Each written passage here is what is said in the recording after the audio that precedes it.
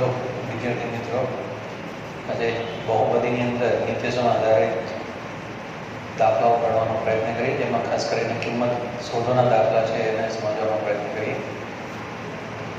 પહેલો એક દાખલો લીધો છે 72 નો વર્ગ. આ દાખલો ગણવા માટે આપણે જે નિત્યસમ વાપરીશું એ નિત્યસમ છે x + y એનો વર્ગ બરાબર x² + 2xy + y². આપણે અહીંયા 72 છે એને x + y ના સ્વરૂપમાં લાવવાનો પ્રયત્ન કરીશું. તો દાખલો ગણતી વખતે આપણે 72 ના અવયવ પાડી દઈએ, જેમાં આપણે 72 નો નજીકનો દશક 70 લઈશું. 70 + 2 એનો વર્ગ. હવે એ પ્રમાણે અહીંયા જોવા જઈએ તો આને ધારો કે આપણે સમજીએ તો x ની જગ્યાએ આપણી પાસે કેટલા છે 70 અને y ની જગ્યાએ આપણી પાસે કેટલા છે 2. તો નિત્યસમની અંદર જ્યાં પણ x હોય ત્યાં આપણે 70 મૂકીશું અને જ્યાં પણ y આવે ત્યાં આપણે 2 મૂકીશું. તો સૌપ્રથમ આપણે ધારું હોય દાખલો આપણે સમજવા પૂરતું લખી દઈએ તો કે x = 70 અને y = 2. સૂત્રની અંદર આપણે આ કિંમત મૂકી દઈએ. તો પ્રથમ નિત્યસમ છે x² + y નો વર્ગ બરાબર x² + 2xy + y². તો આપણી પાસે છે 70 + 2 એનો વર્ગ સાદો કરીએ તો આમાં પ્રથમ પદ x છે, તો x ની જગ્યાએ આપણે મૂકી દઈએ 70 એનો વર્ગ વત્તા 2 કૌંસમાં. તો પહેલું કોણ આવે છે x, x ની કિંમત કેટલી છે 70 કૌંસ પૂરો. બીજું કોણ છે y, y ની કિંમત કેટલી છે 2 અને વત્તા y નો વર્ગ. તો y તરીકે આપણે કેટલા લીધા છે 2, તો 2 નો વર્ગ. બહુ સરળતાથી આપણે આ બંનેને સરખાવીએ તો આપણને ખ્યાલ આવી જાય કે આપણે x ની જગ્યાએ કેટલા લેવા, y ની જગ્યાએ કેટલા લેવા. હવે આપણે જાણીએ છીએ 70 નો વર્ગ કરવો છે. તો 70 નો વર્ગ કરવા માટે બહુ સરળતાથી કોઈ પણ દશકવાળી સંખ્યા હોય અને એનો જો વર્ગ કરવાનો આપણને કીધો હોય, બહુ સરળ છે. સૌથી પહેલા પાછળનો જે 0 છે એને ધ્યાનમાં લેવાનો નહીં. આગળની સંખ્યા કઈ છે? અહીંયા 4 છે, 5 છે, 7 છે, 8 છે. તો 4 નો વર્ગ અહીંયા મૂકી દઈએ. તો 4 નો વર્ગ 4 × 4 = 16, 5 નો વર્ગ 25, 7 નો વર્ગ 49, 8 નો વર્ગ 64. તો આ કિંમત તો મૂકી દેવાની પહેલા. હવે કૌંસમાં 40 આપ્યા છે તો એક 0 છે, તો વર્ગ આપ્યો છે તો એના ડબલ 0 આપણે અહીંયા મૂકી દેવાના. તો અહીંયા ડબલ 0, અહીંયા પણ ડબલ 0, 2500 ડબલ 0, 4900, 6400. તો આ રીતે તમે કિંમત સીધી મૂકી શકો. એટલે કોઈ ગુણાકાર કરવા જવાની જરૂર નથી. આગળની સંખ્યાનો વર્ગ કરીને પાછળ એક 0 છે તો 2 0 મૂકવાના, પાછળ 2 0 હોય તો 4 0 મૂકવાના. ટૂંકમાં જેટલા 0 હોય એના બમણા 0 પાછળ તમારે મૂકવાના. આપણી પાસે અહીંયા 70 છે તો 7 નો વર્ગ 49, એક 0 છે એટલે અહીંયા વર્ગ છે માટે 2 0 મૂકી દઈશું વત્તા આ ત્રણેય સંખ્યાનો ગુણાકાર. તો 7 × 14, 14 × 28 અને પાછળ એક 0 એટલે 280 અને વત્તા 2 નો વર્ગ 4. હવે 49 નો 280 અને 4 નો સરવાળો એ પણ તમે રફમાં કરી શકો.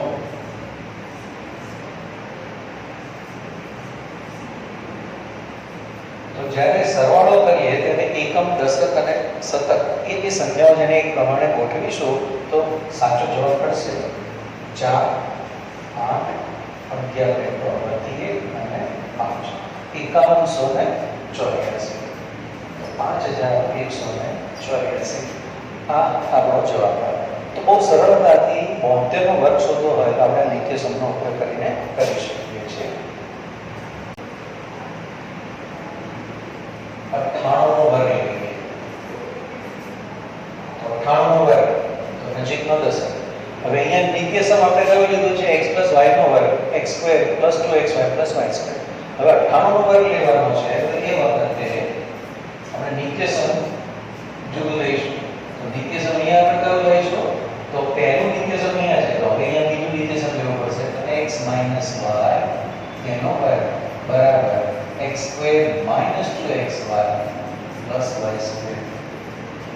આ આપણું નિત્યસમ 98 નો વર્ગ છે શોધવા માટે આપણે શું કરીશું?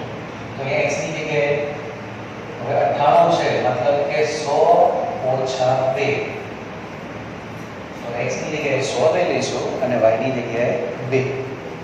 તો આ જ નિત્યસમ વાપરીએ તો કે 100 એનો વર્ગ ઓછા અહીંયા માઈનસ છે તો માઈનસ મૂકવાના, માઈનસ અહીંયા માઈનસ 2xy, તો x ની જગ્યાએ 100 અને y ની જગ્યાએ 2 અને વત્તા y નો વર્ગ એટલે કે 2 નો વર્ગ. સાદુરૂપ 100 નો વર્ગ. તો હવે હમણાં જે મેં વાત કરી કે આગળ જે સંખ્યા હોય એનો વર્ગ કરવાનો. પાછળ કેટલા છે 1 નો વર્ગ 1. હવે પાછળ જેટલા 0 હોય એના બમણા 0 પાછળ મૂકવા. તો અહીંયા 2 0 છે તો આપણે એના બમણા 4 0 મૂકી દઈશું. માઈનસ માઈનસ છે 100 ગુણ્યા 2 ગુણ્યા 2 2 × 4 4 × 100 એટલે કે 400 વત્તા 2 નો વર્ગ 4. હવે અહીંયા આગળ બે ધન સંખ્યાઓ છે, એક ઋણ સંખ્યા છે એટલે ધન સંખ્યાઓનો સરળ થશે અને ઋણ સંખ્યાની બાદબાકી થશે.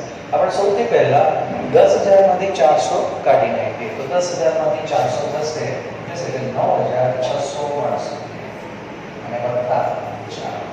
જવાબ આવશે 9604. તો બહુ સરળતાથી આપણે આ નિત્યસમો જો આપણને યાદ હોય તો આપણે આની કિંમતો શોધી શકતા હોઈએ છીએ. આશા રાખું છું કે આ નિત્યસમની કિંમતો શોધવામાં તમને બહુ તકલીફ નહીં પડે. તો વિદ્યાર્થી મિત્રો, બીજું એક નિત્યસમ છે x + y x - y = x² - y². આના આધારિત એક દાખલો આપણે સમજવાનો પ્રયત્ન કરીએ કે જેમાં કિંમતો કેવી રીતે શોધી શકાય. તો જ્યારે આ પ્રકારનો દાખલો આવે ત્યારે તમને કહેવામાં આવ્યું હશે કે 67 × 73 આ બે સંખ્યાઓમાં એક દશક છે એ બંનેમાં સામાન્ય હશે. એનો નજીકનો દશકો કયો? તો 67માં નજીકનો દશકો જોવા જઈએ તો 70 છે. 70 માંથી 3 બાદ કરો 67 મળશે અને 73 ની નજીકનો દશક કયો છે 70, તો 70 વત્તા 3 કરો તો તમને મળશે.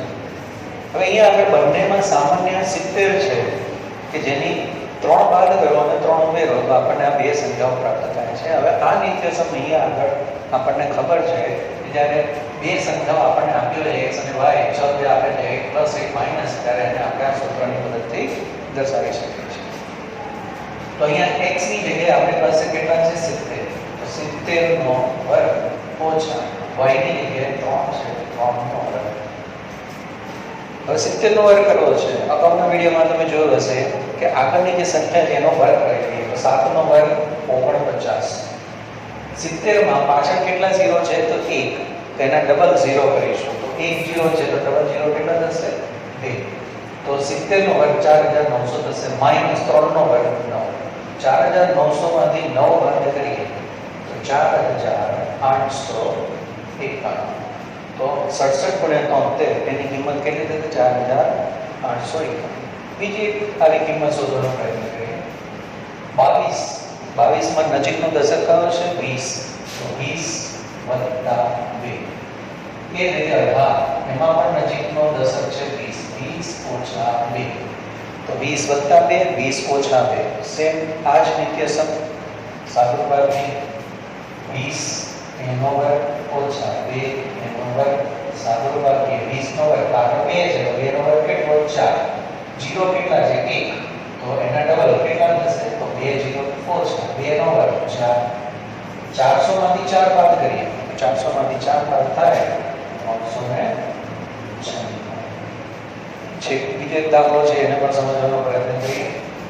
નજીકનો દશક 100 છે, 100 + 3 અને 57 નજીકનો દશક એમાં પણ 100 છે, 100 માંથી 3 બાદ કરીએ તો 57.